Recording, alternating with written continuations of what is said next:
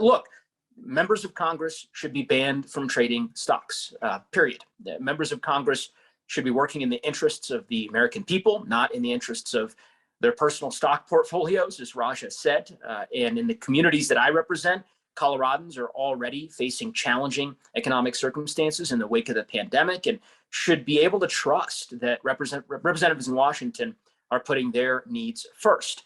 We all took an oath when we were sworn in to defend the Constitution, and we promised to represent our communities to the best of our ability. And banning members from trading stocks, I think, is a simple, common sense measure that we have to take to ensure transparency and to restore the American people's their trust in good governance. Clearly, members of Congress have access to information that the general public does not have, participating in committee hearings and discussing policy that could ultimately impact the bottom line of some publicly traded companies. And so it's why our bill, the Ban Conflicting Trading Act, is so important, because it would prohibit members of Congress and other congressional staff, senior congressional staff, from abusing their positions for personal financial gain. And something that we haven't talked as much about, but it's worth underscoring, this bill from Senator Merkley and Raja and my colleagues here also would ensure that folks aren't serving on corporate boards, which I think most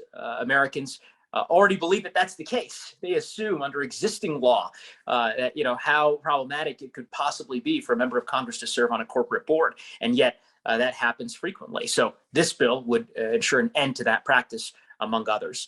It's time to get this done. We are committed to doing everything we can. We're grateful to the House Administration Committee and to the chairwoman, as well as the chairman of the Rules Committee, for their assistance and their help as we move down this path. And we're looking forward to getting this across the finish line.